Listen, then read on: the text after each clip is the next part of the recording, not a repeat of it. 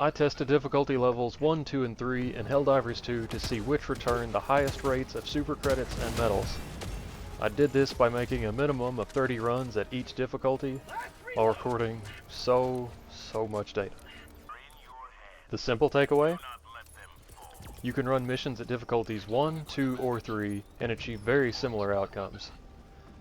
On the screen, my average data set on top is going to show that the highest return rates come from difficulty 1 at roughly 225 super credits per hour and 38 medals. But when double checking this with the final credits I earned and the total time it took me, I actually found the best returns came from difficulty 3 with roughly 223 credits an hour and 37 medals. The average calculations of my earnings and time spent per mission did not match my overall due to the results between all three difficulties being so close. This also shows how balanced the POIs and loot drops are between the levels. And as a side note, I did not expect this to be such a great method for farming medals. Farming POIs on difficulties 1 to 3 had a return rate of 36 to 39 medals an hour, which is hard to match when playing standard missions. I also went by every bunker I found to look inside using an aim clipping trick, just to see the contents. I wanted to collect this data to see how much on average we would miss per bunker found as a solo over the course of the test.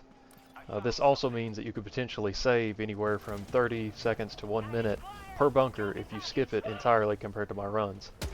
As a fun fact, I had a total of 98 farming runs for this video, and it took 82 runs to get the ever-elusive 100 super credit drop from a single POI. This is only the second one I've ever received, and the only one that happened during this test. With that out of the way, let's start digging into the methods I use to farm and then go through the data more thoroughly. Check the timeline and the description to find the timestamps to skip to. To summarize farming super credits and medals, there are no penalties for leaving a match, and you get to keep any super credits, medals, and requisition slips obtained from the mission even when using the Return to Ship Alone button, essentially quitting the mission immediately. I am not completing objectives, and I am running around from POI to POI as quickly as possible, and then returning to the ship to rinse and repeat.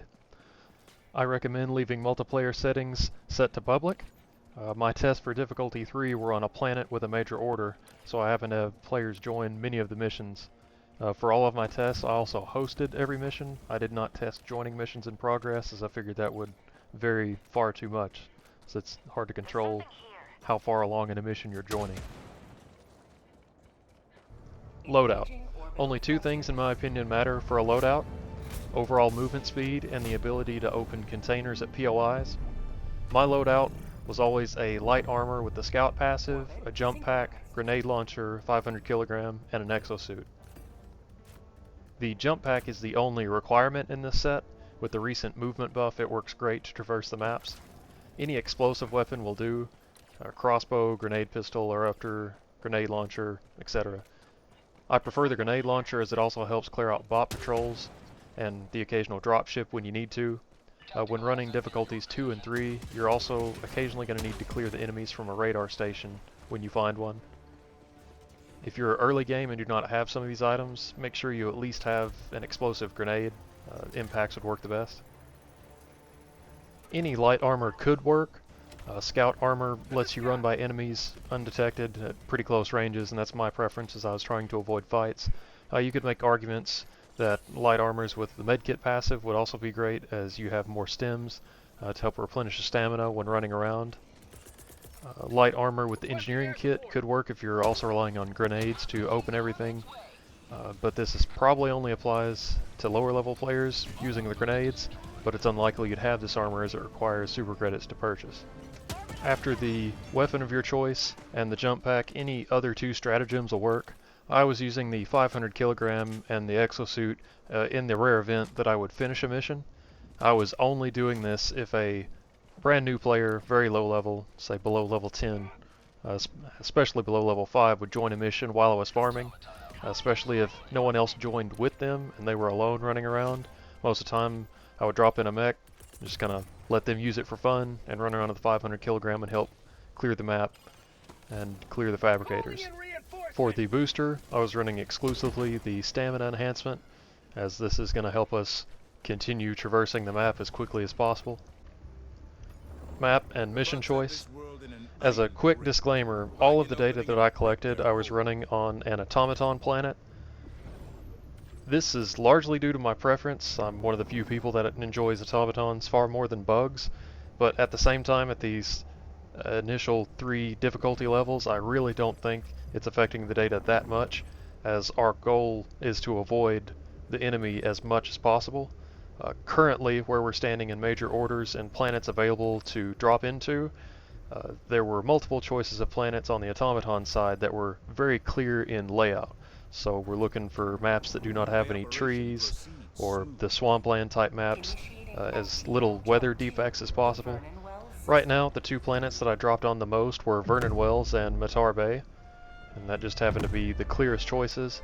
If you're much more comfortable running Terminid missions over automaton missions, or at the current standing, if Terminid planets have much better selections of clear places to drop, by all means go ahead.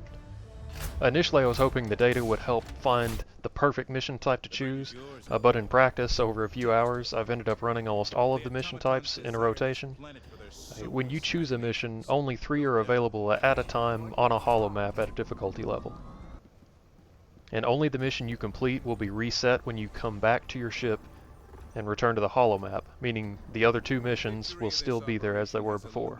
Inevitably, we're going to have to choose some maps and missions we previously tried to pass on, as it may become the best choice in our subsequent runs.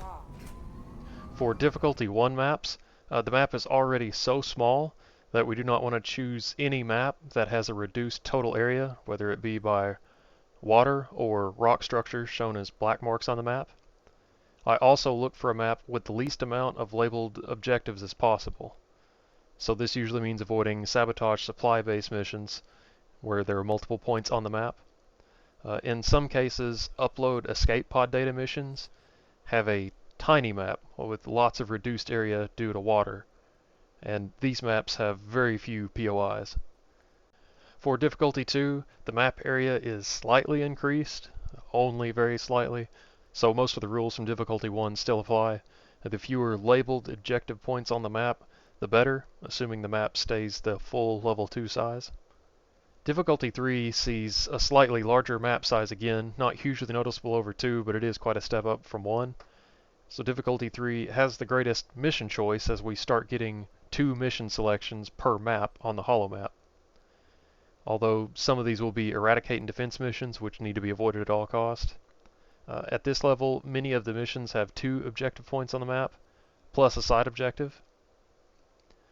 I believe it is worth the time to look at all of the mission options, so there should be 6 in total, assuming you have 3 different missions available in your holomap at a difficulty. Once again, this usually eliminates the sabotage supply base mission, or anything else with 3 objectives. Also to be avoided are the rare maps that still spawn and upload escape pod data at level 3, as most of these are tiny maps compared to your standard level 3 mission. And I've run 2 or 3 variations of this just to see if that small map was packed, and it yielded very little credits because there were very few POIs. Alternatively, maps that have, say, a quarter or less area taken up by water or rock can be preferable at level 3. That'll take away just enough landmass to make it easier for us to get around the map without affecting the total number of POIs available. Map clearing tips. Choose a drop point to sweep the map from. So this is where a map choice like this is the most preferable. We have some water taking away from our level 3 mission area map, but not much. All of the objectives are focused on one side, along with the extraction zone and the optional objective. And then we can see that all of the enemy bases and areas are focused in this area too. So we've got a clear section of the map to sweep. This also means that I would be choosing to sweep from here, or if there wasn't enemy presence up here and an objective so close, I'd be choosing a point like this as well, to find starting corner of the map and working the way around. Most of the POIs will be obviously in this area, and we have a good chance of landing on a POI on this corner as well. A map setup like this is a little bit less preferable, but from time to time I'm going to have to choose it. In this case, I really only see 2 areas you could choose to start from to make the pathing the quickest. We either would drop on extraction to just double check that these corners don't have a POI, which they most likely don't, or maybe starting up in this corner. And this corner would probably have some sort of POI, but it's the unfortunate thing about some of these major objectives is they take up a large amount of space on the map, including outside of their area. They've got smaller outposts that would have terminids or automatons kind of at the edge of that area, and that will take up much more space than expected. And then, just like normal, we would sweep through. The one positive to this layout is running through the middle of the map would allow your HUD to show you question marks for areas basically by running through the center of the path. So this could be made a decent run. Should be quick in and out. Once dropped into a mission, I first start scanning around for the nearest POI. Hopefully I can see either a beacon of light or a blue building, or if we're lucky we landed on one. I'm also checking the map in case I don't see a POI to kind of figure out the general direction I want to be heading. Once I start heading in that direction, or if I happen to already be in a POI, that's when I start calling in my stratagems. So I first call in the supplies, the jump pack, then the grenade launcher in that order, and throw them in the direction that I'm traveling. This isn't worth much extra time, but having the supplies with the longest cooldown first and then the jump pack will let them start counting down, and then the grenade launcher will call in first. Found something. The supplies are used to top off on stems, and we'll be using those whenever we run out of stamina heading around the map. In case you are very new to looting in Helldivers 2, the points of interest or POIs we're looking for have hidden containers or a salute to open container that emits a yellow beacon of light in the sky. There are also two-person bunkers, which can be a great source of credits, along with all of our other forms of loot, our weapons, requisition slips, medals, and samples, but as a single player cannot be opened. All of the POIs that could contain super credits or medals have many variations that can appear. They usually involve a blue building, a wreckage site, an automaton cannon turret tower, and in low levels these will not have a cannon turret on top. Also, watching the compass bar for a question mark icon as you near a POI is a great tip to help you find something you may not have seen visually. Ammo caches, the graves, hell bombs, and super sample rocks can largely be ignored, although I usually run over them just to trigger a map pin, just to keep in my mind where I've been on the map if I get to the end and pull the map up again and are thinking of hitting areas that I did not search originally. In difficulty levels 2 and 3, we can start to see radar towers spawn occasionally on the map.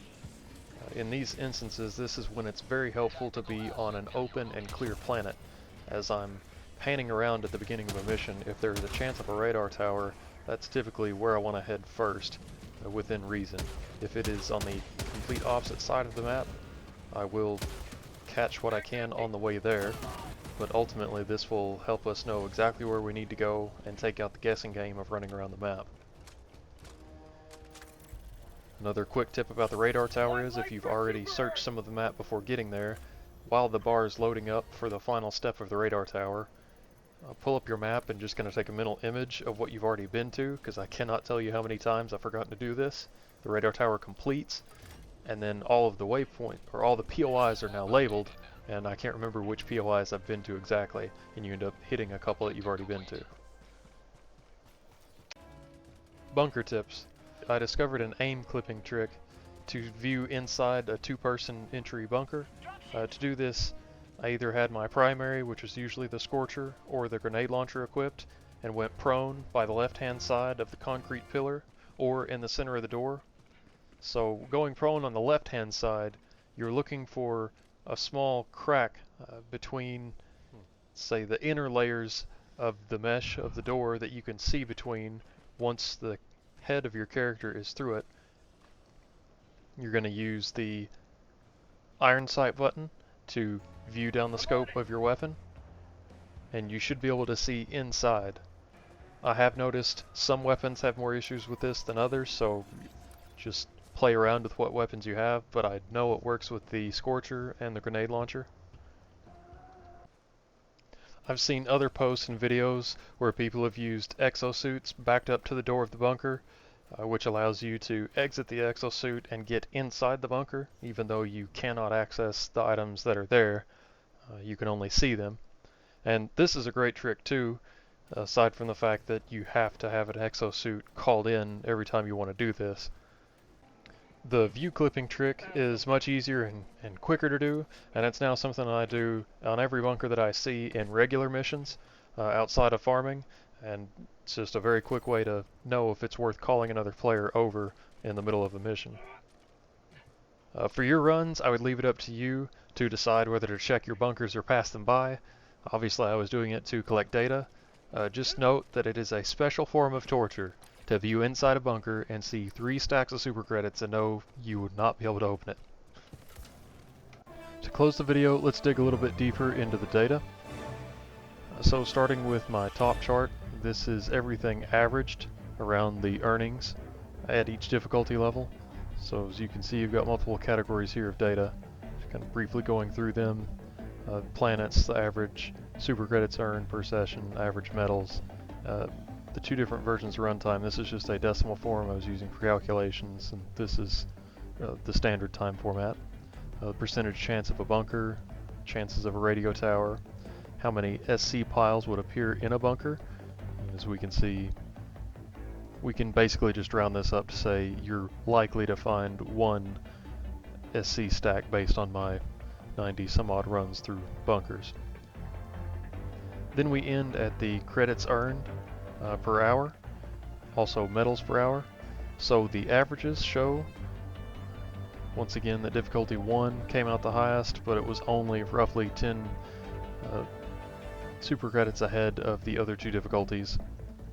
Medals following the same suit on the average chart, although on a slimmer margin. I'll mention difficulty 3 in a minute. So coming to actual earnings, this was just to verify that the averages didn't get too far out of line and that I didn't have any crazy outliers going on. The values fall into similar ranges, but it does kind of flip-flop which was the highest earning potential. So in my actuals I was showing difficulty 3 returning the highest at 222 super credits per hour and 37 medals per hour. Now, just to bring your attention to how much time it might take to earn a significant amount of medals here, I've gathered 2,750 super credits and 455 medals, and it took me 12 hours and 49 minutes, or 768.92 minutes. Now, averaging my 3 difficulties together, I'm getting an overall rate of 214.6, which falls right in line with the averages seen in the super credits per hour. I also have a value per minute and hour over here just to kind of show based on the store credit cost of 1,000 credits at $10. You can see here that at the averaged best assumed rate, we're doing this for a value of $2.25 an hour. I noticed I had a typo, so I had to make some adjustments down here. So to put this data to use, I wanted to see what it would take to get what I was looking for out of the store. So the armors that I had left to purchase in super credits added up to 5,350 credits. I'm estimating what the next war bond was going to cost, somewhere around 1,900. Now this is 1,000 for the war bond plus 900 for what shows up in the super credit store, where I'm currently at with super credits, leaving me needing 4,250 credits. And so this is going to be basically another 20 hours of grinding, and that is on top of the 12 hours that I've done so far for this video. Some other takeaways to kind of look through: as the difficulty level goes up, so does the time per run. Now with that being said, on the lower difficulties, it also shows a lower return rate of medals. So this is a pretty fair trade-off, and as we can see, it does average out. So If you like shorter, more consistent in and out runs, this may be the path you want to take. The longer runs do return more per level, but ultimately this isn't going to make or break a session. The only thing to note is, as the difficulty level goes up, so does the chance of seeing a bunker, although all of them are over 50%. If you do decide to run some of the higher difficulty levels, it is probably worthwhile to pick a planet with a high player base at the moment, maybe something in a major order, as I had great luck on Matara Bay getting people to join and open bunkers with me, so that probably helped spur on my difficulty 3 returning higher than difficulty 1 per se. I did have chances of radio towers. This is just kind of a, I'd say, fun statistic to see. I tried to draw a conclusion from radio towers versus time in some of my other data sets, but ultimately there's so many other things going on in a mission, and it's not consistent at what point in the mission you find a radio tower, that I'm not even going to begin to claim that there is a correlation between radio tower and time savings in the ultimate scheme of finishing a mission. The last point I have to bring up about the overview of this data is what the adjusted run is. So my difficulty 3 run, due to it being on Matara Bay, as I mentioned, with all the people joining, I did have a higher number of runs where I actually finished the mission because I only had low levels with me and I decided not to leave. That was also the set of runs where I got the 100 super credit drop. So I was curious if the increased time on around 5 or 6 of the missions at least, and the increased 100 credit drop had a major effect on the data. So for this adjusted run, I took all of the runs where I ran to extraction with the team, and I brought that time back to the average that was calculated by the sheet on just the regular run. So reducing the time, but also reducing that 100 super credit drop and treating it as a regular 10 drop at that value is what makes up this adjusted difficulty. I was just curious if that would show anything majorly different. The reduced time does increase the metal earning potential, which makes sense and is very true, but reducing that 100 SC drop basically meant that the reduced time also had very little effect at all. As you can see here, I ran the same numbers over here, and we see basically the exact same result, to where the super credits per hour were not affected, because even though time decreased, so did the super credits, but time decreased and metal stayed the same, so we have an increased metal per hour rate. Just to show a little bit of what's going on behind the scenes, this is just the data that makes up those final averages and numbers shown on the overview, so I'm not going to spend much time here, but this is how I was collecting the data. My run numbers, the mission types, this is how I was tracking bunkers. These are the numbers of super credit stacks, 0 meaning there were none in it, a blank meaning there was not a bunker on the map, and then multiple numbers meaning multiple bunkers. At the end of a mission, I was marking down the ending credits and medals, and then the sheet is tracking the change between runs. Same goes for the time as far as recording it, and then the sheet calculating the time as I needed for some of the different estimates going on. So you can see here there are some missing data points, and that's why these runs go beyond 30, as I did enough runs to make up for the missing data points from where I just did not check my values in between runs, and I did not have a recording software going to see what the data was. Other than that, the only high points to mention, high points if you can call it that, would be some of the funny things that happened. So I did have a match where randoms joined and grief killed. Unfortunately, that was not captured.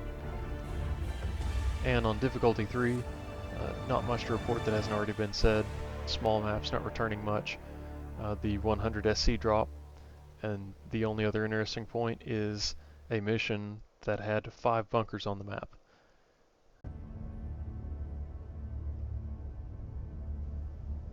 Thanks if you made it this far into the video, and may liberty guide your step.